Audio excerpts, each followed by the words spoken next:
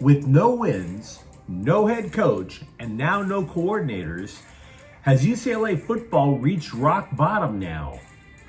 There is no time for sentimentalism when choosing the Dodgers postseason roster, and the Clippers surprise with their first attempt at a starting lineup. Good morning. I'm James, and this is your daily dose of sports and snark for the greatest sports city in the world, Los Angeles. This is the faithful Angelenos morning report. So it is October 1st, 2025, and the rent is too damn high. Do you like being in the know about LA sports? Well, if you do, click the like button. Click the subscribe button. There's a notification bell. Hit that. It'll let you know when we drop an update. Sharing is caring. Let people know we exist. And by all means, comment. Now, before we go through the news and notes, we have a little bit of an expanded look at the scoreboard. We're going to be doing that while the Dodgers are in the playoffs. Dodgers 10, Cincinnati 5. The Dodgers take the lead in the best of three series.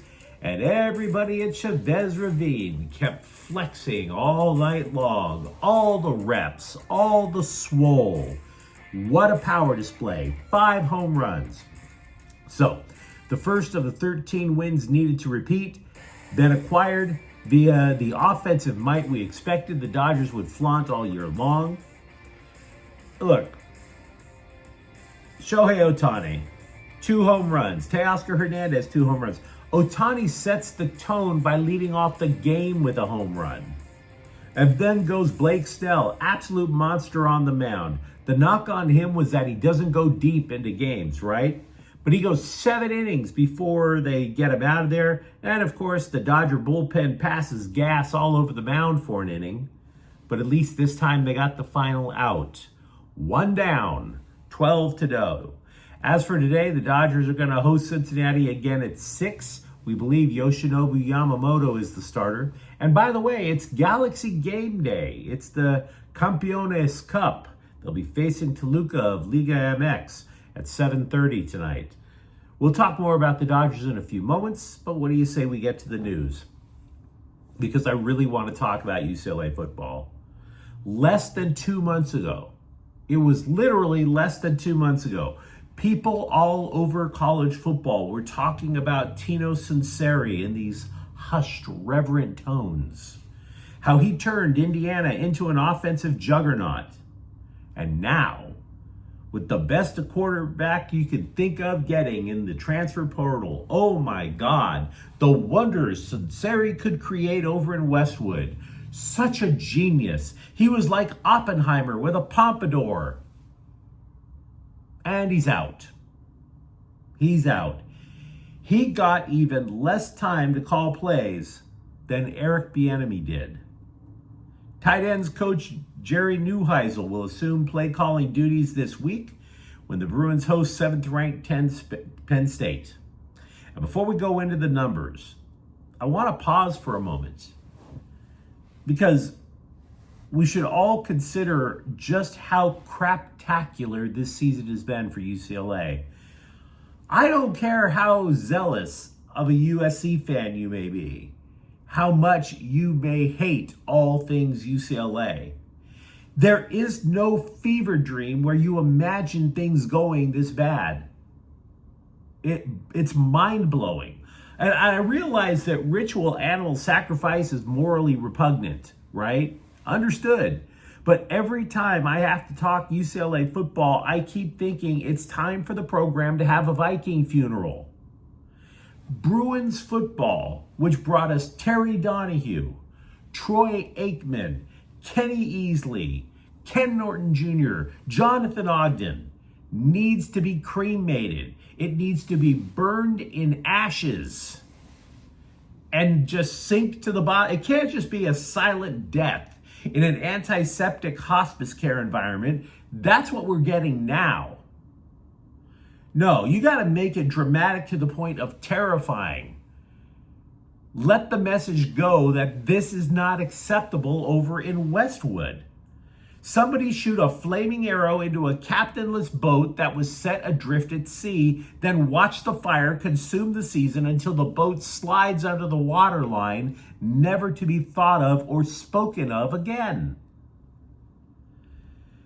Because when you look at the numbers, it's really hard to defend Sinceri.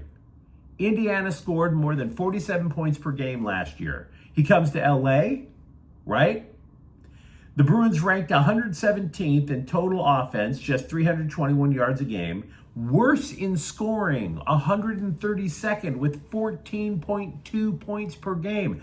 How the hell did that happen? UCLA's never led in a game this year. They never scored in the first quarter.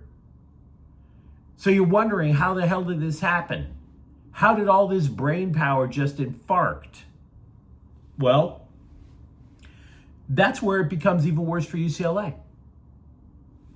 It is. There's a saying that teams have: I'd rather have the player than the play. What that means is that you can say you have amazing coaching, but if you don't have any talent, it's not going anywhere. No coach can make champions out of a team with very little talent. And the Bruins offense only has one player, Nico Iamaleava. He said, by the way, here's yet another problem for UCLA. Iamaleava said he came to UCLA because he thought the Sinceri offense would suit him better than what they ran over at Tennessee. Now, if Iamaleava was being truthful, what the hell does that say about the odds of him staying now? Now, the LA Times is reporting that former UCLA offensive coordinator Noel Mazzone, who coached back in 2015, i.e. the Obama presidency. How long ago does that feel, fellas? He's going to return to the staff as an analyst. Now, if Mazzone is bringing his playbook, I want to be fair. Again, how bad is it for UCLA? There are only 4 winless teams left in major college football. There's a damn good chance the Bruins are going to stay that way for the rest of the year. You got Neuheisel, former UCLA quarterback, son of another former Bruins quarterback and coach. Mazzone's offense wasn't bad. Who's going to run, right? Apparently Neuheisel's the play caller, but he's never called plays before. So then you're looking at Mazzone. His offense wasn't bad. They ran an up-tempo spread back then with a lot of RPO mixed in. But if you're asking a team that's decidedly lacking in talent to consume a brand new playbook about halfway into a winless season, and a guy who's never called plays replacing, good luck. Good luck. Now, if there is a plus, and this is only guesswork, Mazzone emphasized the run. Because before the season, I was thinking, you know what? The Bruins don't necessarily have a wide receiving core that they can trust. Maybe they utilize run option. Take advantage of the fact that Iamaleava can run a little bit.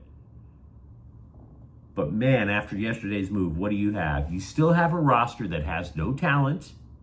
You have a coaching staff now full of mercenaries who are hired on the fly. And these mercenaries know they have no chance at regular employment. And you have an athletic program, hundreds of millions of debt. Light it on fire, guys. UCLA football. Let me know what you think in the comments thread. Let's get back to the Dodgers. Yesterday, we said the Dodgers were going to wait until the last possible moment to release a playoff roster.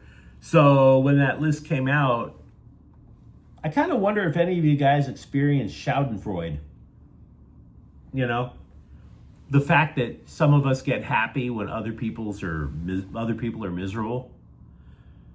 The idea that Will Smith, what made you happier? The idea that Will Smith made the cut or Michael Conforto didn't.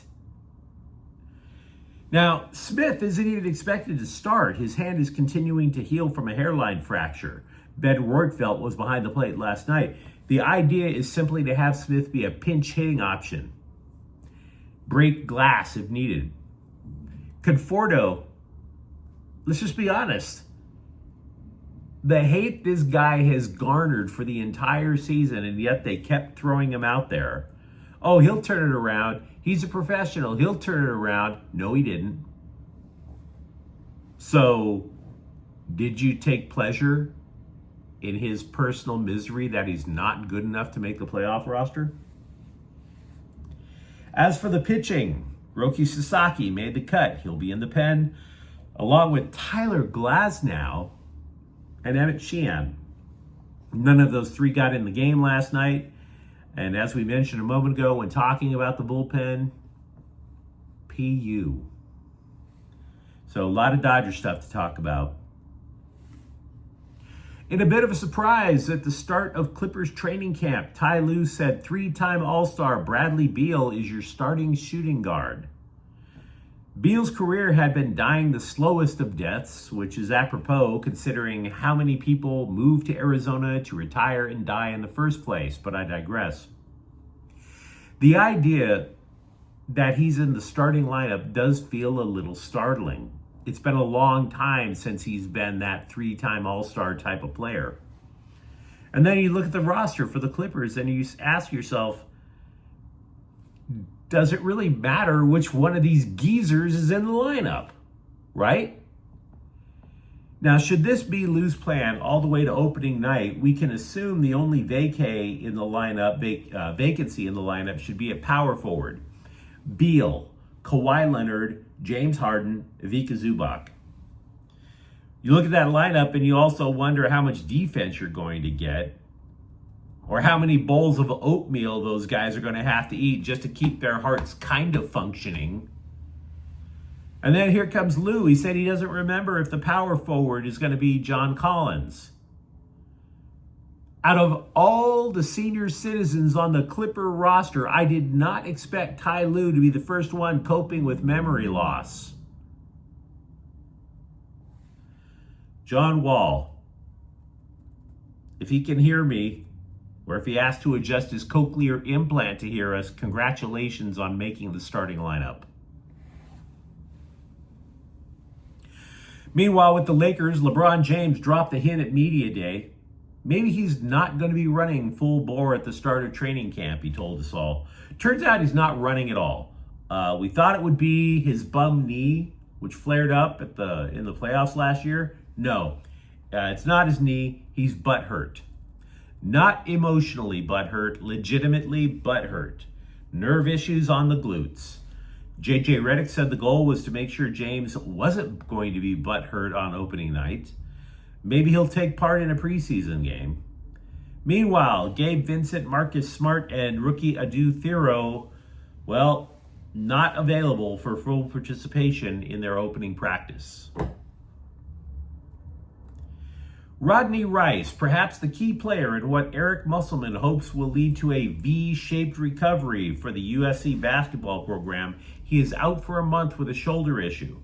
Musselman thinks Rice, who transferred from Maryland, will be ready to go by the time the Trojans open the season November 4th. Now, do you measure things in terms of money? The reason I ask is because you have to think this is how much USC believes in Rice. Do you remember how we all took note when UCLA dropped $3 million to bring in point guard Donovan Dent from New Mexico? That's how much USC paid for Rice. I think UCLA probably made the better investment, but we'll see, right?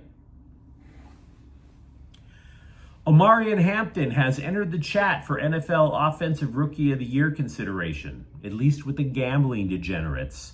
They have odds of him as the 5th best choice if you were going to put your life savings down.